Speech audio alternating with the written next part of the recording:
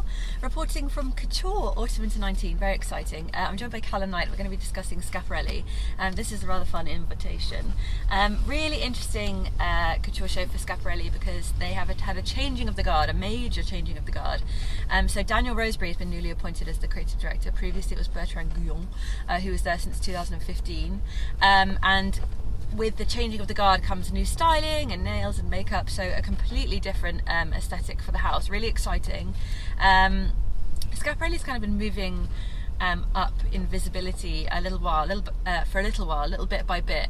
It's had quite a few museum pieces in the Met recently, and so it's starting to get back on people's radar as kind of a brand to watch. I think Tilda Swinton's been wearing a lot of Schiaparelli as well, so it's becoming one of those brands to pinpoint. And so this collection, as I say, very exciting, changing of the guard, and we're kind of looking for a completely new aesthetic here, or we're expecting a new aesthetic here.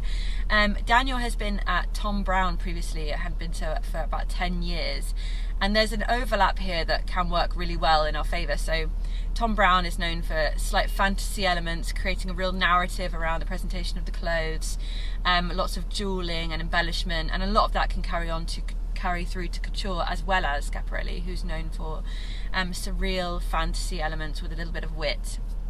So already really high hopes. What follows is kind of a collection split into segments, so to speak. So Daniel was saying that he'd been looking at this collection, thinking about this collection from a tiny little studio in New York, and there's an M train going above him, and he's just trying to piece together what it means to be a designer. How do you put yourself in that childlike state to design? And so getting into that mindset to design for Schiaparelli, and also so he designed in 3 sections. So while he's in that little tiny studio, he's designing in a day, a night, and a dreamtime section.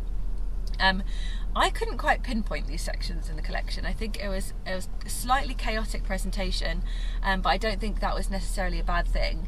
I think that kind of works to the Schiaparelli charm.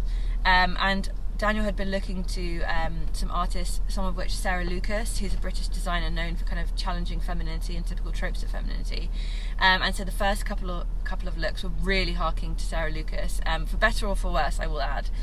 Beautiful tailoring, as we would expect from someone coming from Thom Browne, but underneath were kind of dipped tights. The first look actually had a huge kind of tight crotch patch, which I wasn't too sure about where that fits into couture, but I kind of like the whimsy of it.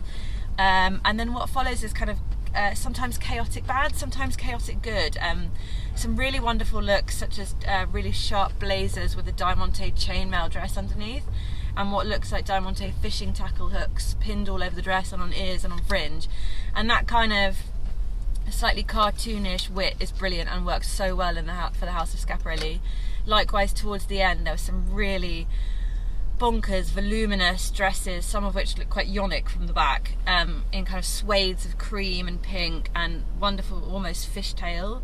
The last couple of looks were almost mermaid-like in turquoises with a fishtail that ruched right up around the hip.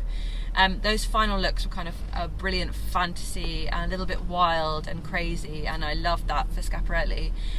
The middle I kind of got a little bit lost. There were some elements that feel a bit Thom Browne, but not necessarily in the best way, such as models having their eyes shrouded and not necessarily being able to walk in the best way. That's one of the negative tropes that I pick up from a Thom Browne show usually, and so I was a bit sad to see that carried over here. Some of the dresses as well with cut out diamante bra shapes, some of which were really almost seamlessly added into a very sheer neckline, and some of which were literally just triangles on the bra with very high waistlines.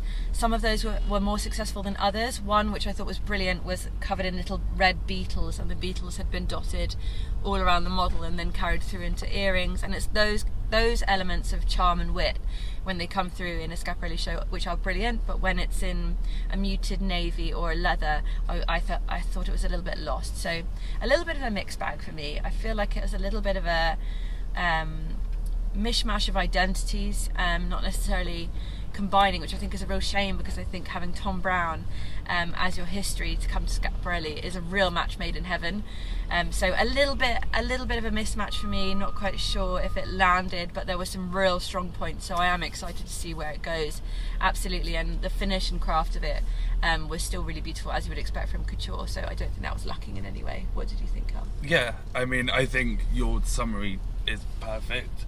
I mean, he was working in New York by himself, and he's going up against a schedule of 15 people that are working, of 15 houses that are working in Paris with ateliers of 20, and he, until December, was in New York and destroying these things by himself. So I do feel that, understandably, there was a slight lack of refinement, and the ideas were there, but the execution might not have been as strong. Yeah, absolutely. I think he really does understand, and had so much promise in growing to understand and evolve into the house. But some things left me a little wanting more, which is strange, because you wouldn't look at the collection online and think that's the collection you want more from, because it's so extreme. Yeah. But actually, when you're working in those kind of extreme volumes or extreme ideas, as Madame Schiaparelli did, there actually needs to be extremely refined. Everything else has to be so refined that when you go extra, like those final looks, it's not like it's actually a shock, instead of it being just like, oh, there's just a big voluminous dress sculpture thing. Yeah. You know, you have to give little and then a lot, and you know, you have to play with these audiences. There needs to be a balance as well. Yeah. Yeah, I think you're right, because on paper, when we were reading this, we were all really excited. The references, to have Sarah Lucas as a reference, I think is so brilliant, modern art, and also that works so well with Schiaparelli. But I just think, you're absolutely right, the execution was just not quite there. Yeah, but I think that comes with time. It's such a different process doing ready to wear. Getting grounded by the police. Doing ready to wear in New York and then coming to Paris, and that was Thom Browne was his only job. He was there for 11 years, as you said. So he's been doing ready to wear, and Thom Browne's doing incredibly well. Yeah. They've been doing incredibly good ready to wear. But then to come and do couture, where you only have to do 20 looks. I think it's a minimum of 20. You can do way more. He did 27. But it's a different thing. It's a different beast, and it's a different skill. Yeah, and absolutely. he's got all the skills there. It's just learning when to pull them in and out. So it's super promising. Yeah. But just will take time, as with anything. Absolutely. Yeah. I think super promising is a good note to end on. Very excited to see what happens next. Fingers and toes crossed for Schiaparelli in the right direction. Thank you guys very much for watching. Please do subscribe. Lots more couture reviews coming in hot. And visit Show Studio so you can see the looks and decide for yourself what you thought of Schiaparelli. See you guys very soon.